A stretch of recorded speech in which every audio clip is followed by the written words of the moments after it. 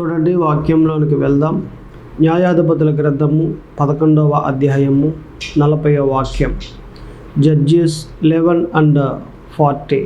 ప్రతి సంవత్సరమున ఇజ్రాయేలీయుల కుమార్తెలు 4 దినములు గిలాదు దేశస్థుడైన యెఫ్తా కుమార్తెను ప్రసిద్ధి చేయుట కద్దు.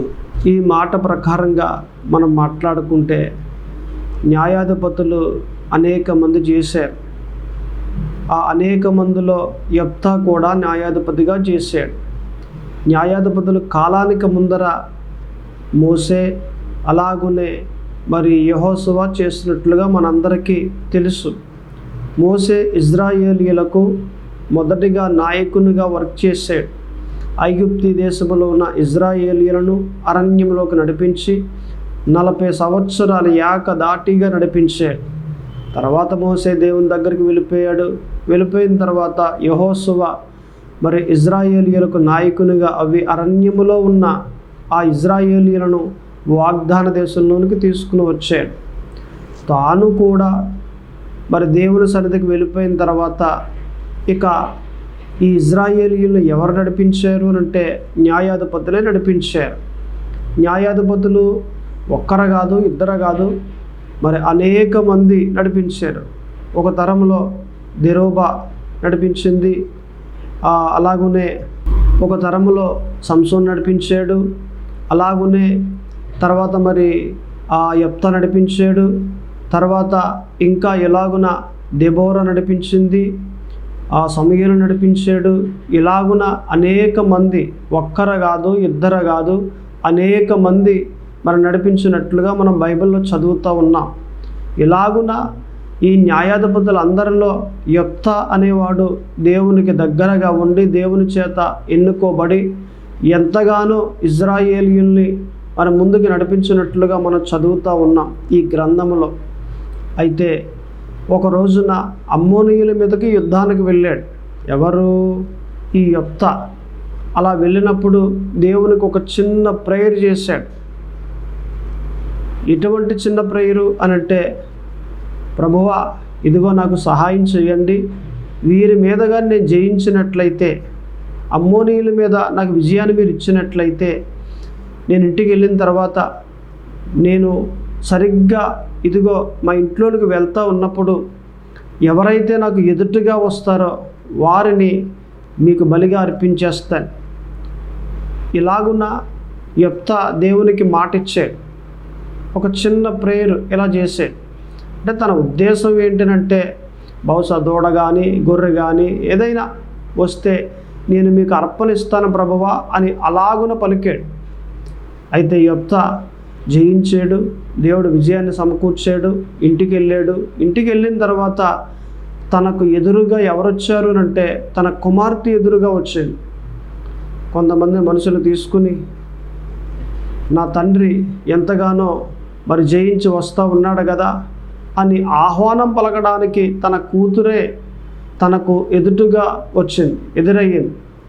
ఇప్పుడు మాట ఇచ్చాడు కదా యెఫ్తా, దేవునికి అర్పణ ఇచ్చేయాలి. గొర్రె అయితే ఆ మెడను వధించి తల వధించి ఇచ్చేస్తాడు. మరి కూతురు కదా, ఏం చేస్తాడు? యెహోవాకు ఎలా అర్పణ ఇవ్వాలి అని ఏడుస్తూ దేవునికి అయ్యా ప్రార్థన చేస్తున్నాడు, ఎలాగా అని. ఈలోగా ఏది ఆ అమ్మాయి, తండ్రి ఎందుకు ఏడుస్తున్నా అని దగ్గరకు వచ్చింది. ఏమి లేదమ్మా, ఇది సంగతి, యెహోవాకు అర్పణ ఇవ్వాలి నిన్ను అని అంటే, నువ్వు కంగారు పడకు, ఒక 2 నెలలు నాకు టైం ఇవ్వండి తండ్రి, నేను కొండ మీదకి వెళ్ళి ఏడ్చి వస్తాను అని చెప్పింది. అలాగే అని చెబితే వెళ్ళింది, ఆ కొండ మీద ఏడ్చింది. తన కన్యాతత్వం గురించి 2 నెలలు ఏడ్చింది. అయిపోయిన తర్వాత మరలా వచ్చి, తండ్రి ఇదిగో వచ్చాను, మీరు యెహోవాకు అర్పణ ఇచ్చేయండి నన్ను అని చెప్పింది. ఇక అప్పుడు దేవునికి యెహోవాకు అర్పణ ఇచ్చేసాడు. ఆ అర్పణ ఎప్పుడైతే అలా ఇచ్చేసాడో అది మొదలుకొని ఆమె మగవాన్ని ముట్టుకోలేదు, అది మొదలుకొని మ్యారేజే చేసుకోలేదు. మ్యారేజ్ చేసుకోకుండా, ఒక మగవాన్ని ముట్టుకోకుండా తన జీవితాంతకాలము పరిశుద్ధంగా జీవించింది. తన జీవితాంతకాలము పవిత్రంగా, నీతిగా, యథార్థంగా ఆమె జీవించింది. ఆమె కన్యాతత్వమును పాడు చేయకుండా యెహోవాకు అర్పణగా ఇచ్చిన తండ్రి మాటకు లోబడి ఆమె తన జీవితాన్ని కొనసాగించింది. ఇప్పుడు ఈ మాటలో నుండి మనం మాట్లాడుకుంటే ఈ వాక్యంలో నుండి ఒక ఓడు మనం తీసుకోవచ్చు. ఏంటి ఆ ఓడు అంటే, తండ్రి మాటకు లోబడి యెహోవాకు అర్పణ అయిపోయి తన జీవితాన్ని పవిత్రంగా కొనసాగించింది. ఎలా కొనసాగించింది?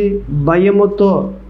నేను యెహోవాకు అర్పణ అయిన దానిని కదా, నేను దేవునికి అర్పించబడిన దాన్ని కదా, నేను చాలా భక్తిగా ఉండాలి, నా రక్షణ భక్తిగా భయంతో కాపాడుకోవాలి అని తన జీవితాంతకాలము కూడా దేవునికి భయపడుతూ పవిత్రంగా జీవిస్తూ తన జీవితాన్ని కొనసాగించిందే కానీ తన జీవితంలో ఎక్కడా మగవాడిని ముట్టుకోలేదు, తన జీవితంలో మ్యారేజ్ చేసుకోలేదు. అందుకే దేవుడు ఒక వాడుక ఆమెకిచ్చాడు, ఆమె మీద ఒక ఘనతనిచ్చాడు.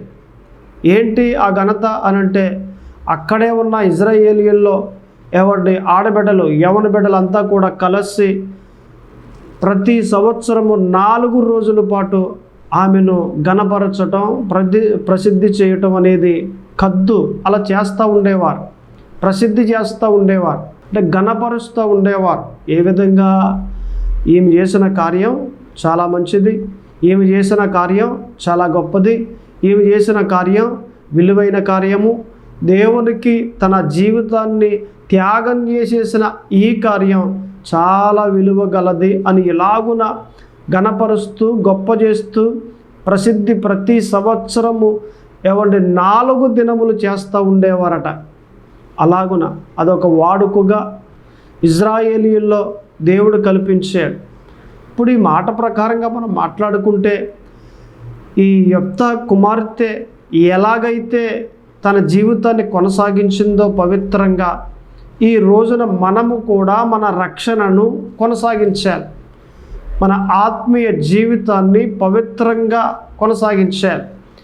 ఎలా కొనసాగించాలి అనంటే, భయముతో, దేవుని యందు భయము కలిగి, దేవుని యందు భక్తి కలిగి మన ఆత్మీయ జీవితాన్ని పవిత్రంగా కొనసాగించాలి. ఇప్పుడు పౌలు గారు ఒక మాట చెప్తాడు. ఎక్కడంటే ఫిలిప్పీ 2వ అధ్యాయము 12వ వాక్యంలో మనకు కనిపిస్తుంది. Philippians chapter 2 and word is 12. నేను మీతో లేని ఈ కాలమందును భయముతోనూ వణుకుతోనూ మీ రక్షణను కొనసాగించుకొనుడి. చూడండి మాట ఎంత బాగుందో. ఈ వర్డ్ మనం చదివితే మనం ఎలా మన రక్షణ కొనసాగించాలి అనేది మనకి క్లియర్గా తెలుస్తూ ఉంది. ఎలా అంట? భయముతో. పౌలే మాట్లాడుతున్నాడు ఈ మాట. భయముతోనూ వణుకుతోనూ మీ సొంత రక్షణను కొనసాగించుకునుడి. భయం ఉండాలి. భయంతో అంటే ఈ మాట మాట్లాడితే దేవుడు ఏమంటాడు?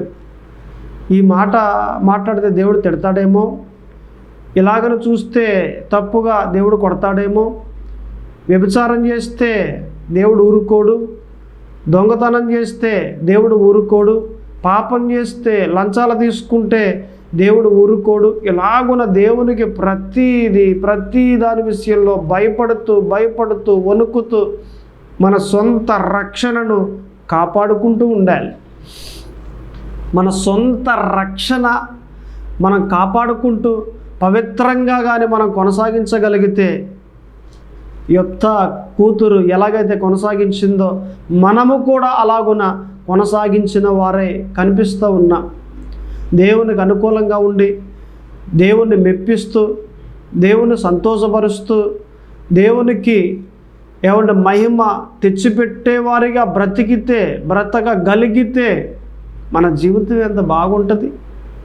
మన జీవితంలో ఎన్నో ఈవులను పొందుకుంటాం కదా, మన జీవితంలో ఎన్నో ఆశీర్వాదాలు పొందుకుంటాం కదా, మన జీవితంలో ఎన్నో దీవెనలు పొందుకుంటాం కదా. ఎలా ఉన్నాం? ఎలా నడుస్తూ ఉన్నాం? ఎలా జీవిస్తూ ఉన్నాం? దేవునికి అనుకూలంగా బ్రతుకుతూ ఉన్నామా? లేదా ఏదో లోకానికి అనుకూలంగా, లేదా తల్లిదండ్రులకి అనుకూలంగా, లేదా ఒక అధికారికి అనుకూలంగా, లేదా మనకు అనుకూలంగా బ్రతుకుతూ ఉన్నామా? దేవునికి అనుకూలంగా బ్రతకాలి. మనం దేవునికి అనుకూలంగా బ్రతికినట్లయితే ఖచ్చితంగా దేవుడు సహాయం చేస్తాడు. ఖచ్చితంగా దేవుడు మనల్ని దర్శిస్తాడు. ఖచ్చితంగా ఒక ఉన్నతమైన స్థాయిలోనికి దేవుడు తీసుకుని వెళ్తాడు. ఆయన వదిలేయడు, మనల్ని జ్ఞాపకం చేసుకుంటాడు. ఆయన క్రిందకు తొక్కేయడు, ఆయన హెచ్చింపజేస్తాడు. మనల్ని జ్ఞాపకం చేసుకుని హెచ్చింపజేసి వర్ధిల్లింపజేసి ఒక ఉన్నతమైన స్థాయిలోనికి దేవుడు తీసుకుని వెళ్తాడు. ఎప్పుడట మన రక్షణను పవిత్రంగా భయముతో కొనసాగించినప్పుడు. భయము అనేది మనందరి జీవితాల్లో ఉండాలి. భయం ఉంటే మంచి భక్తి చేయగలుగుతాం. భయం లేకపోతే మంచి భక్తి చేయలేము. భయం ఉండాలి. దేవుని కూర్చున్న భయం, దేవుని కూర్చున్న భయం ఉందనుకోండి, ఏది చేయకుండా, లోకంలో ఉన్నది ఏది చేయకుండా కాస్త దూరంగా ఉంటాం మనం. లోకస్తులు అలా చేశారు కదా, నేను చేస్తా. లేకపోతే పలానా వ్యక్తి అలా చేశారు కదా, నేను చేస్తా. అరే వాళ్ళు మాట్లాడుతున్నారు కదా, ఆ మాటలు నేను మాట్లాడితే పోయిందేముంది అని మాట్లాడేస్తారు కొంతమంది. లేదు, నువ్వు దేవుని బిడ్డవు, దేవుడు ఎన్నుకున్న బిడ్డవు, దేవుడు అభిషేకించిన బిడ్డవు. దేవుడు అభిషేకించి నిన్ను ఏర్పాటు చేసుకున్నాడు. ఏర్పాటు చేసుకున్న బిడ్డవు నువ్వు. లోకస్తులు ఎలా మాట్లాడుతున్నారో నువ్వు అలా మాట్లాడకూడదు.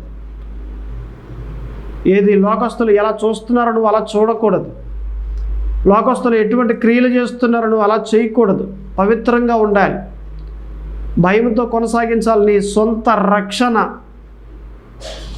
దేవుడున్నాడు, ఆయన చూస్తున్నాడు అనే భయం నీలో ఉండాలి.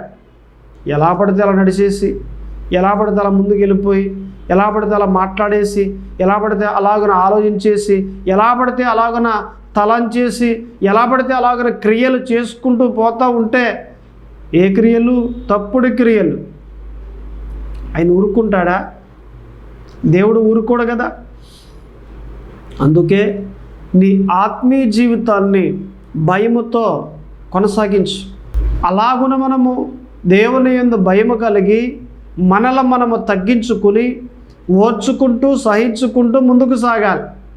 తిట్టేవారిని తిట్టేసి, కొట్టేవారిని కొట్టేసి, మన మీద కేసులు పెట్టిన వారికి తిరిగి మరలా కేసులు పెట్టేసి, ఇలాగున మనం ముందుకు వెళ్తూ ఉంటే అది సరైన భక్తి కాదు. ఇప్పుడు ఒక ప్రాంతంలో తండ్రి కొడుకులు హాస్పిటల్కి వెళ్తూ ఉన్నారు. వెళ్తూ ఉంటే కొడుకు ఉన్నాడు కదా, ఈ కొడుకు అంటున్నాడు, తండ్రితో మాట్లాడుతున్నాడు, తండ్రి క్రైస్తవుడు అంటే ఎలా ఉండాలి డాడీ అని అడిగాడు. వాళ్ళు వెళ్ళేది ఎక్కడికి?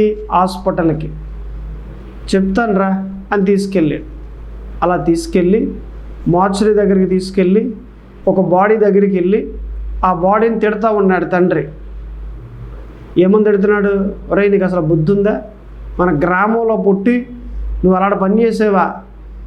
నువ్వు అలా మాట్లాడేవా? ఆడితోటి వీడితోటి ఇలా గొడవ పెట్టుకున్నావా? అసలు నీకు అసలు జ్ఞానం ఉందేట్రా?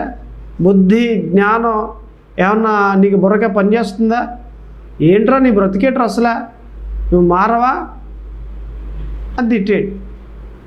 కొడుకు అన్నాడు, అదేంటి డాడీ, ఆడు చచ్చిపోయాడు కదా, చచ్చిపోయినాడికి ఏం తెలుస్తుంది?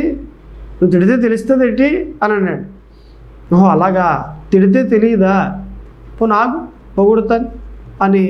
ఒరే పలానా సంవత్సరంలో నువ్వు పలానా వ్యక్తికి అలా చేసావు కదా, మంచి కార్యం రా, నువ్వు చేసిన కార్యం సూపర్ రా, ఆ రోజు పేరు ఎంత మంచి పేరు వచ్చిందో నీకు, అటువంటి కార్యాలు చేసేవరా నీ జీవితంలో, చాలా గ్రేట్ రా అని అన్నాడు. డాడీ పొగిడినా చచ్చిపోయాడు కదా, నీకు రిప్లై ఎలాగిస్తాడు?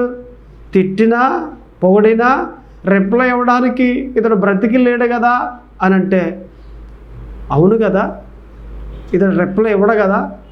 ఎందుకు ఇవ్వడంటే చనిపోయాడు కదా. క్రైస్తవుడు ఎలాగుండాలి అని అడిగావు కదా, ఇదిగో ఇడికిలాగా ఉండాలి. తిట్టినా పొగడినా ఏమాత్రం రిప్లై ఇవ్వకుండా క్రైస్తవుడు ఉండగలిగితే అతడు నిజమైన క్రైస్తవుడు, దేవుణ్ణి మెప్పించే క్రైస్తవుడు. క్రైస్తవుడు అనేవాడు ఎలా ఉండాలి అని జవాబిచ్చాడు తన కొడుక్కి. నిజమే, ది రియల్. ఒక క్రైస్తవుడు ఎలా ఉండాలి అని అంటే ఎలా ఉండాలి. ఎవరైనా తిట్టారు అని అంటే తిరిగి తిట్టకూడదు. ఎవరైనా కొట్టారు అని అంటే తిరిగి కొట్టకూడదు. ఎవరైనా కేసులు పెట్టారు అని అంటే తిరిగి పెట్టకూడదు. ఎవరైనా చంపేస్తున్నారు అని అంటే వీలైతే తప్పించుకుని పారిపోవాలి కానీ, లేదా దేవుని కొరకు ప్రాణం పెట్టేయాలి కానీ తిరిగి మాట్లాడకుండా ఎవరైతే ఉండగలుగుతారో వారు నిజమైన క్రైస్తవులు. తిట్టాడు కదా, ఈయన్ని ఇంకా మామూలుగా ఉండేవని ఇంకా వేపించుకు తినేస్తా, నువ్వు జయించలేవు, అందులో విజయం రాదు. అప్పుడే కానీ తిట్టినప్పుడు నన్ను తిట్టాడా, ఓకే దేవుడిని దీవించునుగాక, దేవుడికి అప్పగించేస్తున్నాను, నీ జోలికి నేను రాను అని వెళ్ళిపోతే కనుక ఖచ్చితంగా అందులో విజయం వస్తుంది. ప్రేమతో ప్రతి దాన్ని జయించగలుగుతావు. ప్రేమలో ఓటం అనేది లేదు. ప్రేమలో అంతా గెలిపే. ప్రేమను ఎంచుకో, ద్వేషాన్ని ఎందుకు ఎంచుకుంటావు? ద్వేషిస్తూ ముందుకెళ్తే నువ్వు ఓడిపోతావు కానీ ఎలా గెలుస్తావు నువ్వు? అందుకే ప్రేమిస్తూ ముందుకెళ్ళు, విజయం నీదే. సో నేను చెప్పే మాటల బట్టి ఏమండి, ఇక్కడ భయముతో మన రక్షణ కొనసాగించాలి. ఇక రెండవదిగా మనం చూస్తే పౌలు గారు రాసిన పత్రిక హెబ్రీ 2వ అధ్యాయము 3వ వాక్యం, ఇంత గొప్ప రక్షణను మనము నిర్లక్ష్యము చేసిన ఎడల ఎలాగో తప్పించుకుందుము అని పౌలు హెబ్రీ సంఘానికి చెప్తా ఉన్నాడు పత్రిక రాసి. ఏమనుంది? నిర్లక్ష్యము చేసిన ఎడల, ఇంత గొప్ప రక్షణను మనము నిర్లక్ష్యము చేసిన ఎడల ఎలాగో తప్పించుకుందుము. ఏం చేయకూడదు? నిర్లక్ష్యం చేయకూడదు. రక్షణ విషయంలో నిర్లక్ష్యంగా ఉండకూడదు. అంటే మన రక్షణ నిర్లక్ష్యం లేకుండా కొనసాగించాలి. చాలామంది ఎలా ఉన్నారు అంటే ఈ రోజుల్లో నిర్లక్ష్యం, అశ్రద్ధ, చూద్దాంలే, వెళ్దాంలే ఆరాధనకి, మారదాంలే అని ఇలాగన చాలామంది అశ్రద్ధగా నిర్లక్ష్యంగా ముందుకు వెళ్ళే వాళ్ళు ఉన్నారు. కానీ అరే ఇంకేమన్నా ఉందా, ఈ పని చేసేయాలి, దీనికి లేట్ చేయకూడదు, వెళ్ళిపోవాలి, ఆదివారం వచ్చింది కదా, ఏది దేవునికి వెళ్ళిపోతే, ఏది దేవుడి దగ్గరికి వెళ్ళిపోతే మంచిది, ఆలయం దగ్గరికి వెళ్ళిపోతే మంచిది, ఆయన పరిచయం చేస్తే మంచిది, తర్వాత ఏదైనా పని ఉంటే తర్వాత చూసుకుందాంలే, దేవుని పని ఖచ్చితంగా చెయ్యాలి అని నిర్లక్ష్యం లేకుండా వచ్చి చేసేసి ఆ పనిని పూర్తి చేసేసి వెళ్ళిపోయేవారు చాలామంది ఉన్నారు. కానీ కొంతమంది నిర్లక్ష్యం, చూద్దాంలే, పరిచర్య చేద్దాంలే, ఆలయమా వెళ్దాంలే, దశంభాగమా ఇద్దాంలే అని ఇలాగున చాలామంది దేవుని కార్యాల విషయంలో నిర్లక్ష్యంగా ఉండేవారు చాలామంది ఉన్నారు. ఆ నిర్లక్ష్యమే జీవితాన్ని పాడు చేస్తూ ఉంది. ఏదైనా ఒక పని మొదలుపెట్టావని అంటే నిర్లక్ష్యం లేకుండా ఆ పనిని నువ్వు చేయగలిగితే దాన్ని పూర్తి చేయగలుగుతావు. నిర్లక్ష్యమే గాని ఉంటే ఆ పనిని పూర్తి చేయలేవు. నువ్వు ఎప్పుడైతే ఆ నిర్లక్ష్యాన్ని బయటికి తీసేస్తావో ఖచ్చితంగా దేవుడు నీకు సహాయం చేస్తాడు.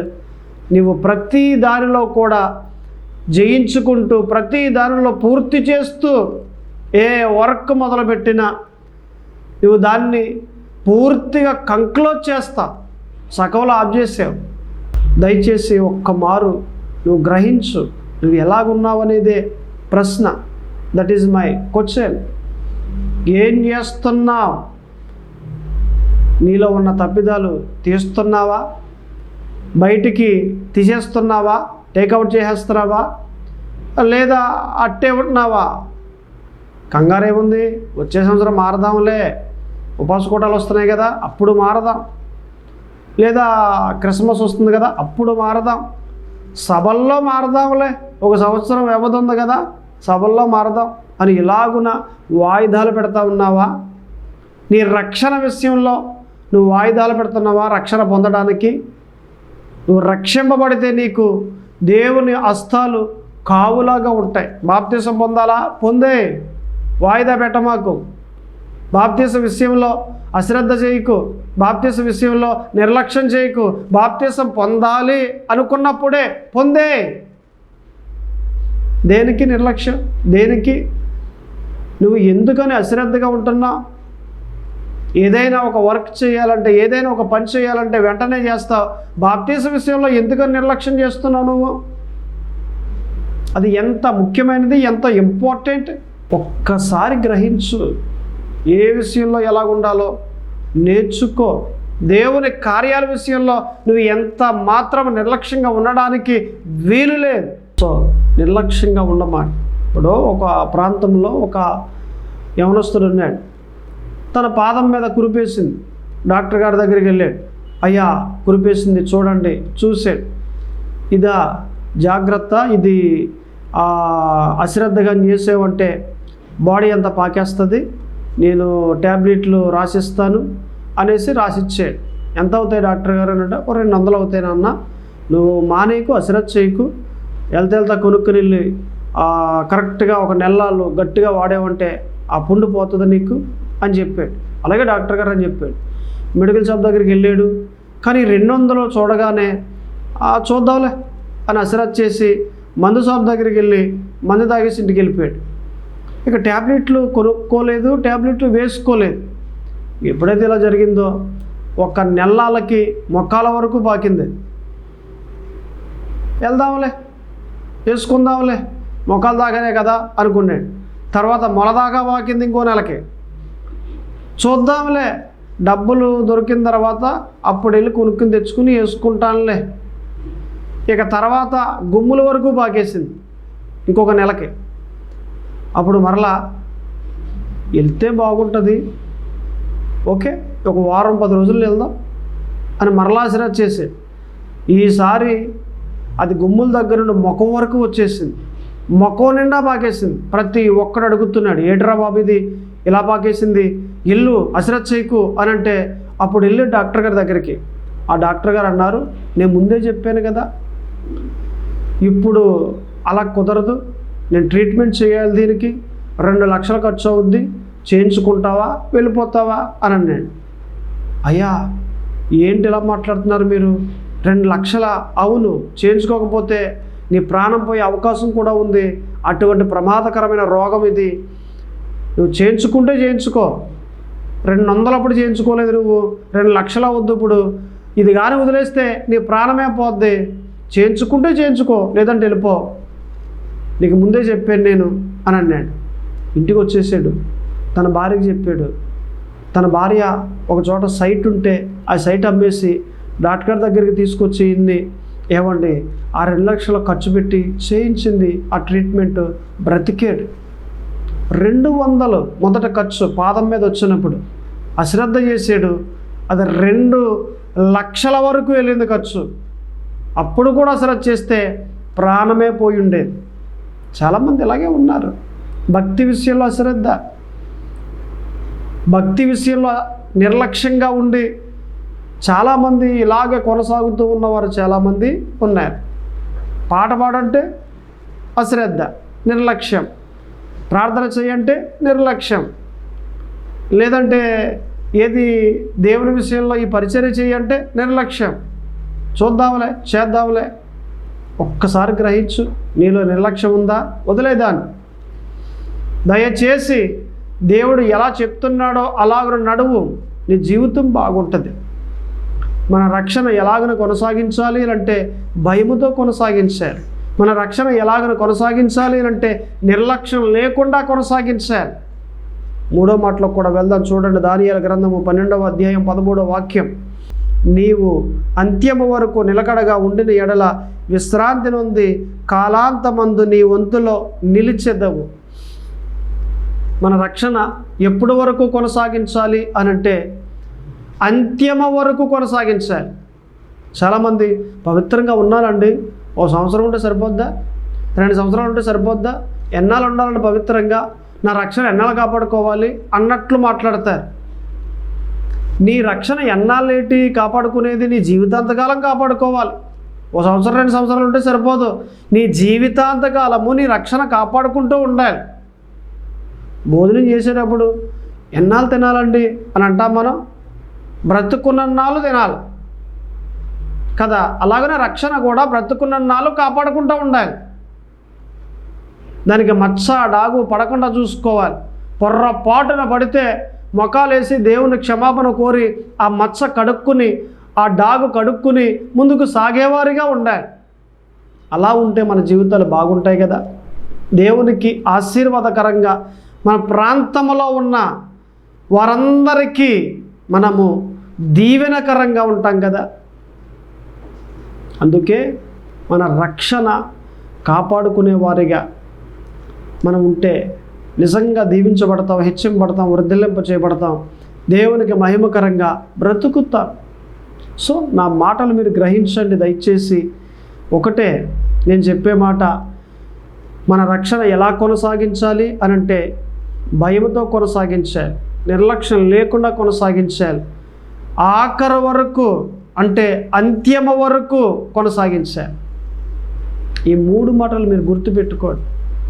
నిజంగా యెఫ్తా కుమార్తె అంతలాగున బ్రతికింది, ఒక మగవాన్ని కూడా ముట్టుకోకుండా బ్రతికింది అని అంటే గ్రేట్. దేవుడే ఆమెకు సహాయం చేశాడు. దేవుని యందు భయము కలిగి భక్తి కలిగి తన సొంత రక్షణను తన జీవితాంతకాలం కాపాడుకుంది. మ్యారేజ్ చేసుకోలేదు, మగవాన్ని ముట్టుకోలేదు. ఆమె తన ఆత్మీయ జీవితాన్ని విజయవంతంగా ముగించింది. మీరు ఎలా ముగిస్తారు? విజయవంతంగా ముగిస్తారా, లేదా అపజయం పొందుకొని మీరు అలాగనే దేవుని ఎదుట తప్పుగా నడుచుకుంటూ దేవుని బాధ పెడుతూ ముగిస్తారా? ఎలా ముగిస్తారు? ఏది కోరుకుంటూ ఉన్నారు మీరు? ఏది చేయాలనుకుంటూ ఉన్నారు మీరు? నిజంగా విజయవంతంగా ముగిస్తే కనుక మీ ఆత్మీయ జీవితాన్ని విజయవంతంగా కొనసాగిస్తే కనుక మీరు ఎవరిని పోలి కనిపిస్తూ ఉన్నారు అంటే యెఫ్తా కుమార్తెను పోలి కనిపిస్తూ ఉన్నారు. తండ్రి మాటకు లోబడిందండి. తండ్రి దేవునికి అర్పణిచ్చేసాడు.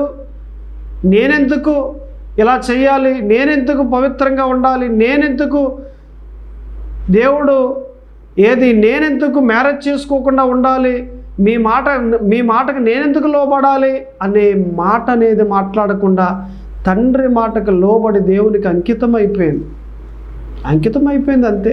తన జీవితాంతకాలం దేవునికి అనుకూలంగా బ్రతికింది, తండ్రి మాట చొప్పున బ్రతికింది. అటువంటి జీవితాలు మనకు కావాలి. ఇటువంటివి మన రక్షణ జీవితాంతకాలం కాపాడుకునే జీవితాలు మనకు కావాలి. సో 3 మాటలు ముగించేస్తూ ఉన్నాను.